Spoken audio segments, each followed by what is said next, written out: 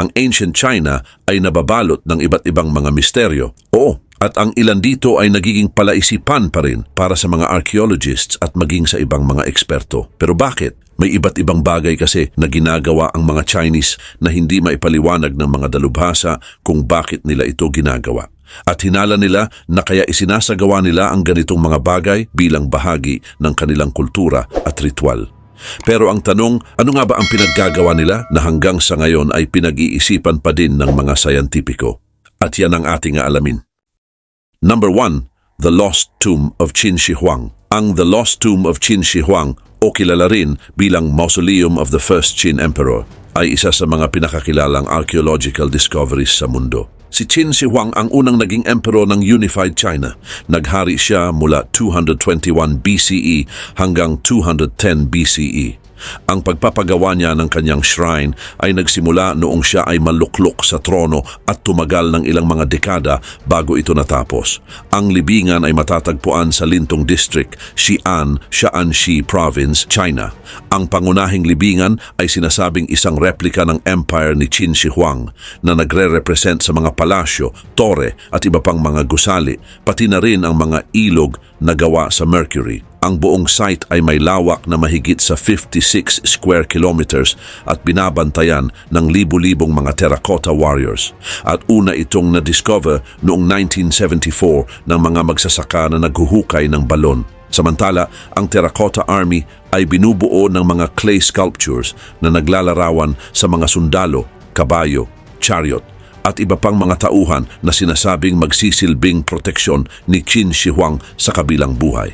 Ang bawat isa sa mga ito ay may kakaibang mga detalye. Ayon sa mga historians, mayroon itong tinatayang 8,000 na mga sundalo, 130 chariot na may 520 na mga kabayo at 150 cavalry horses na bahagi ng hukbo. Subalit, ang pangunahing libingan na pinaniniwalaang nasa ilalim ng isang malaking burol ay hindi pa nahuhukay hanggang ngayon.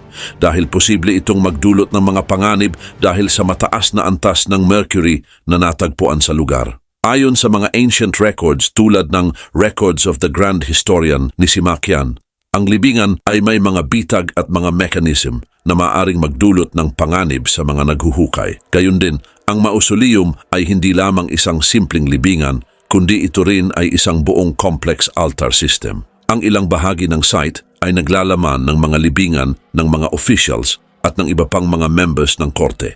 Ang laki ng proyekto ay nagpapakita ng kapangyarihan at kayamanan ng Qin Dynasty at pati na rin ng kahalagahan ng kanilang emperor sa kasaysayan ng China.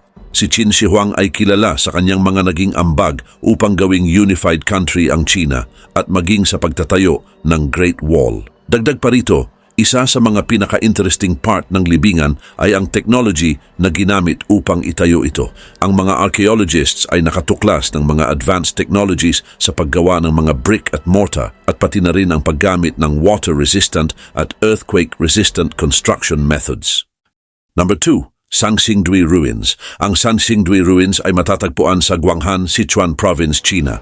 Ito ay isang pambihirang archaeological site na nagbigay ng malalim na pananaw tungkol sa isang ancient civilization na umunlad mula 3,000 hanggang 5,000 years na ang nakalilipas. Ang site na ito ay nagpapakita ng kasaysayan at kultura ng mysterious Shu Kingdom. Samantala, ang mga paghuhukay sa Sanxingdui ay nagsimula lamang noong 1986 nang matagpuan nila ang dalawang pangunahing pits na puno ng libu-libong ginto, jade, ivory at bronze na mga artifacts.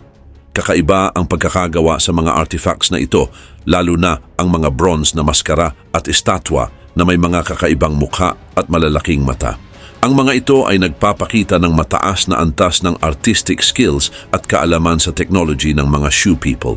Bukod dito, ang ilan sa mga pinakakapansin-pansing mga artifact mula sa Sanxingdui ay ang mga malalaking maskara na gawa sa bronze at ang ilan sa mga ito ay umaabot sa 138 centimeters ang taas. Kadalasan, ang mga maskarang ito ay mayroong malalaki at nakalabas na mga mata na nagpapakita ng matitinding facial expressions. Maliban dito, mayroon ding mga estatwa ng tao na tila kumakatawan sa mga Diyos ng Ancient Shu. Dagdag pa rito, Isa pang mahalagang aspekto ng Sanxingdui ay ang napakaraming jade artifacts na natuklasan sa site. Ang jade ay may mahalagang papel sa kultura ng China dahil madalas nila itong ginagamit para sa mga ceremonial activities at bilang simbolo ng kapangyarihan at kayamanan.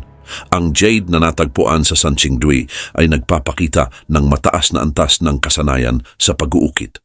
Karagdagan pa ang pagkakakita sa mga ivory artifact ay nagpapahiwatig na ang Sanxingdui ay nakipagkalakalan sa malalayong lugar dahil ang ivory ay hindi natural sa rehiyon ng Sichuan. Ang mga artifacts na ito ay nagpapakita ng impluensya ng iba't ibang kultura at mga networks ng kalakalan na umabot sa malalayong lugar sa buong Asia. Number 3, the 9 tripod cauldrons. Ang 9 tripod cauldrons ay tumutukoy sa mga historical at mythological artifacts mula sa sinaunang China na nauugnay sa pamahalaan at kapangyarihan ng mga hari at emperors. Ang mga ito ay itinuturing na simbolo ng sovereignty at ng kapangyarihan sa loob ng higit sa 1,000 taon, mula sa Xia Dynasty hanggang sa Qin Dynasty.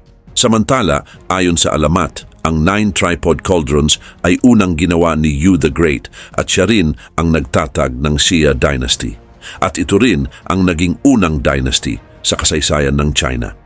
Sinasabing ginawa ang mga tripod na ito mula sa bronze. Ang mga tripod ay hindi lamang mga simpleng sisidlan, kundi ito rin ay sumisimbolo sa pagkakaisa ng mga rehiyon at ang kapangyarihan ng hari na mamuno sa buong China. Kaugnay pa nito, sa bawat tripod ay nakaukit ang mga simbolo at representation ng bawat rehiyon tulad na lamang ng mga bundok, ilog at mga hayop na matatagpuan doon. Dahil dito, ang mga tripod ay naging mahalagang bahagi ng ritual at seremonya ng mga hari na nagsisilbing tanda ng kanilang kapangyarihan. Dagdag pa rito, ang mga tripod ay pinaniniwala ang mayroong makapangyarihang katangian. Ang kanilang pagkawala ay itinuturing bilang tanda ng pagkawala ng mandate of heaven. Ayon sa mythology, kapag nawala ang morality at legal na karapatan ng isang hari o emperor, ang mga tripod ay nagiging sobrang bigat kapag binubuhat. Ito ay nagpapakita na nawawalan na sila ng kapangyarihan. Gayon din, ang mga tripod na ito ay iniingatan sa templo ng bawat dynasty at ginagamit sa mga mahahalagang ritual tulad ng mga pagsasakripisyo at coronations. Noong panahon ng Shang at Zhou Dynasty, ang 9 tripod cauldrons ay naging mahalagang bahagi ng paglilipat ng kapangyarihan. Noong bumagsak ang Shang Dynasty ay nakuha ng Zhou Dynasty ang mga tripod bilang tanda ng kanilang bagong kapangyarihan. Ang mga tripod ay nanatili sa kamay ng mga Zhou hanggang sa panahon ng Spring and Autumn period, kung saan ang mga ito ay naging sentro ng atensyon sa pagitan ng iba't ibang estado na naglalaban-laban. Karagdagan pa, ang huling record tungkol sa mga tripod ay mula sa panahon ni Qin Shi Huang, ang unang emperor ng Qin Dynasty. Ayon sa ilang mga ulat, ang mga tripod ay nawala o itinapon sa Xi River sa Henan Province upang hindi ito makuha ng mga kaaway. Number 4, the Peking Man disappearance.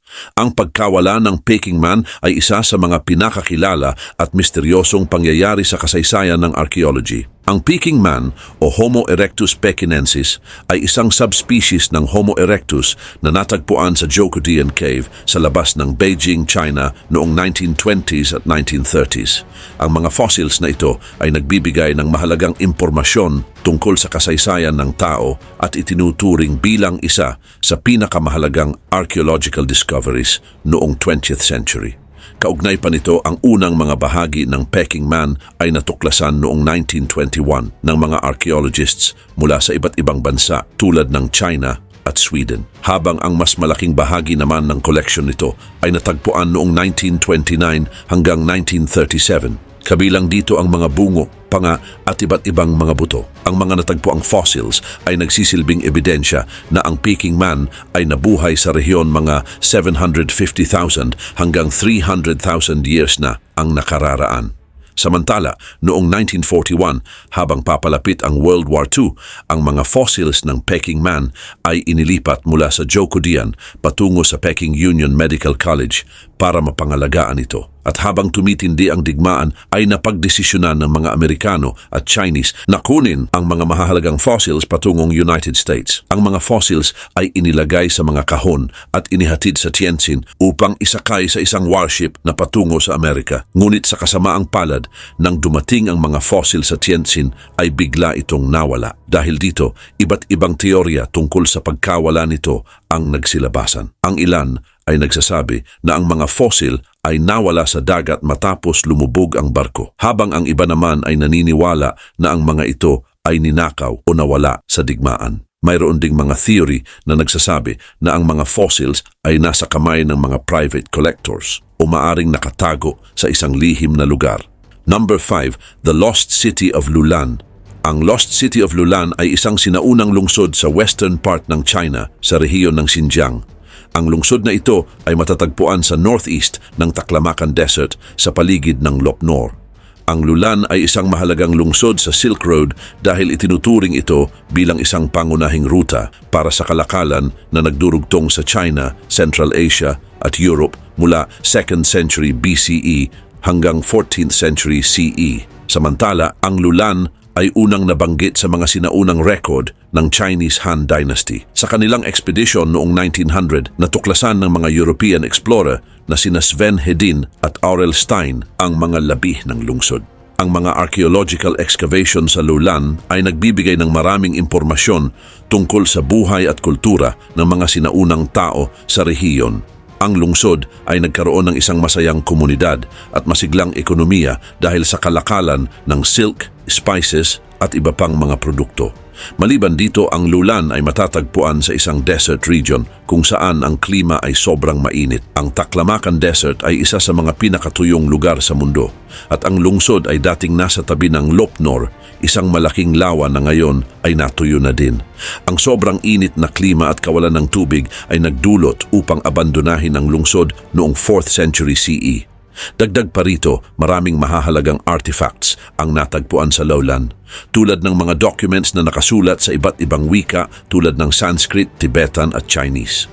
Ang mga gusali sa lungsod ay gawa sa adobe at ang ilang mga labi ng mga pader at tower ay matatagpuan pa rin. Ang mga labi ng mga kanal at irrigation system ay nagpapakita ng kahalagahan ng agriculture sa lungsod. Ang lungsod ay naimpluwensyahan din ng Greek, Persian at Indian culture at ito ay makikita sa mga sining at architecture ng lugar. Ang ekonomiya naman ng Lulan ay nakabatay sa kalakalan, agriculture at pakikipagpalitan ng mga ideas at technology.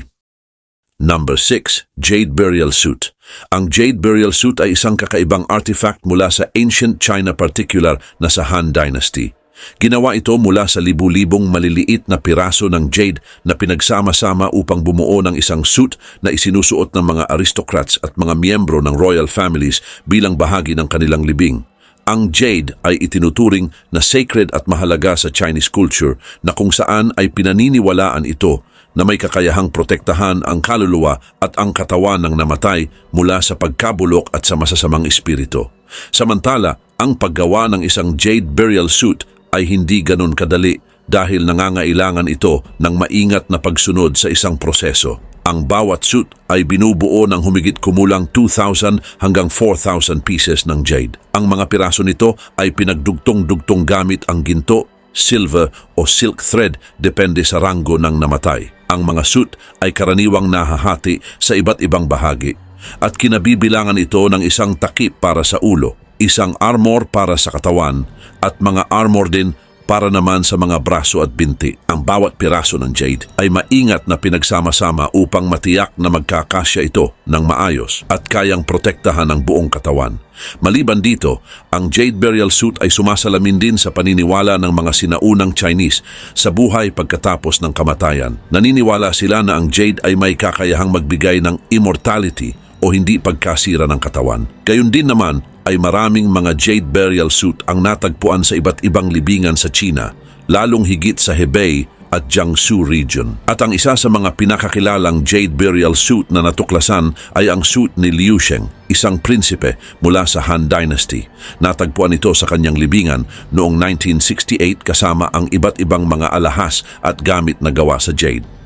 Ang suit ni Liu Sheng ay binubuo ng mahigit 2,000 pieces ng jade at pinagdugtong-dugtong gamit ang gintong sinulid. Sa kasalukuyan, ang jade burial suit ay itinuturing na isa sa mga pinakamahalagang archaeological findings sa China. Number 7, Xia Dynasty. Ang Xia Dynasty na itinuturing na pinakaunang dynasty ng China ay namuno mula 2070 BCE hanggang 1600 BCE. Bagaman ang mga ebidensya tungkol sa Xia ay madalas na pinagdududahan, ay kinikilala pa rin ito ng marami dahil sa mga ancient texts tulad ng Bamboo Annals, Classic of History, at mga scriptures ni Sima Qian. Samantala, ang Xia Dynasty ay itinatag ni Yu the Great matapos niyang makontrol ang malawakang pagbaha sa Yellow River. Si Yu ay kilala sa kanyang katalinuhan pagdating sa hydrological engineering at sa pag-aayos ng mga tubig upang protektahan ang mga sakahan at tahanan. At pagkatapos ng kanyang matagumpay na mga projects, siya ay kinilala bilang isang leader at siya ring napili na maging hari. Subalit ayon sa mga alamat, ang pamahalaan ni Yu ay sinundan ng kanyang anak na si Qi na siyang itinuturing na sumira sa tradisyon ng pagpapasa ng kapangyarihan sa pamamagitan ng kasanayan at galing at hindi sa pamamagitan ng dugo. Mula kay Qi, ang kapangyarihan ay lumipat sa mga hari na may iba't ibang level ng galing at talino. Ang Xia Dynasty ay itinuturing din na siyang nagpasimula ng feudalism na kung saan ang hari ay may control sa central government at ang mga aristocrats naman ang namamahala sa mga local territories. Gayun din, ang mga hari ng Xia ay nag-aalay sa kanilang mga ninuno at nagsasagawa ng mga religious ceremonies upang patuloy itong bigyan ng parangal. Dagdag pa dito, ang mga Xia ay nagkaroon din ng ambag sa kultura ng China sa pamamagitan ng kanilang mga kasanayan sa pagsulat, paggawa ng mga ceramics, at sa architecture. Ang kanilang mga bahay ay karaniwang gawa sa putik at kahoy at sila rin ay nagtatayo ng mga simpleng palasyo at templo. Ang kanilang mga sining ay nagpapakita din ng mga simpleng disenyo at mga simbolo na sumasalamin sa kanilang paniniwala sa mga Diyos. Ngunit ang pagbagsak ng Xia Dynasty ay nagsimula sa panahon ng paghahari ni Jie, ang huling hari ng Xia. Ayon sa mga kwento, si Jie ay isang malupit at immoral na pinuno na naging sanhi ng paghihimagsik ng mga tao. Ang kanyang kalupitan at mga maling pamamahala ay nagdulot naman ng hindi pagkakasundo sa loob ng pamahalaan at nagkakaroon ng kaguluhan sa buong komunidad. Sa katunayan, si Tang na mula naman sa Xiang ay nagpasimula ng isang pag-aalsa laban kay Ji. Matapos ang mga labanan ay natalo ni Tang si Ji at dahil dito ay itinayo niya ang Xiang Dynasty. Number 8, Longyu Caves. Ang Longyu Caves ay isang hanay ng mga artificial caves na matatagpuan sa Zhejiang Province sa China at natuklasan ito noong 1992. Ang mga kuweba na ito ay tinatayang may edad na mahigit 2,000 years. Ang mga kuweba ay unang natuklasan ng magdesisyon ang isang magsasaka na subukan kung gaano kalalim ang isang lawa sa kanilang lugar. Sa kanilang paghuhukay ay natuklasan nila ang isang napakalaking underground space na tila ginawa ng mga tao. Ang Longyu Caves ay binubuo ng 24 na malalaking silid at ang bawat isa nito ay may natatanging disenyo at sukat. Ngunit ang pinakamalaki sa mga ito ay umaabot ng 30,000 cubic meters ang lawak. At ang isa sa mga kahangahangang aspeto ng mga kuweba ay ang kanilang pagkakapare-pareho at pagiging systematical. Ang bawat dingding, sahig at kisame ay patag at makinis. Ang mga pader ay mayroong mga parallel lines na nagpapakita ng paggamit ng mga advanced technology noong sinaunang panahon.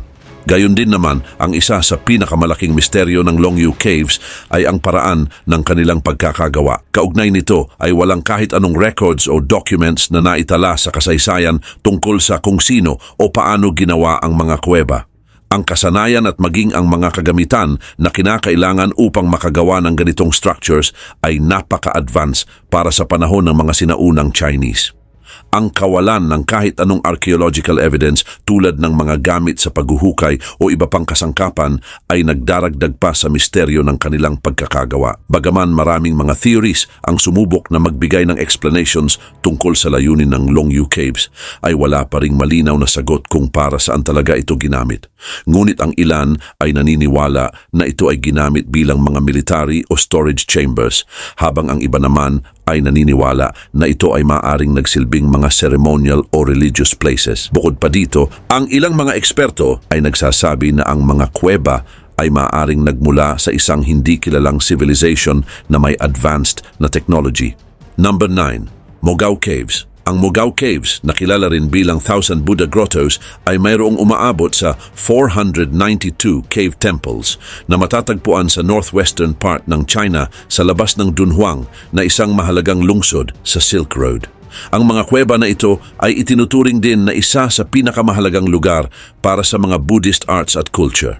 Ang pagbuo ng mga kuweba ay pinaniniwala ang nagsimula noong 4th century AD sa panahon ng Northern Liang Dynasty hanggang 14th century sa panahon naman ng Yuan Dynasty.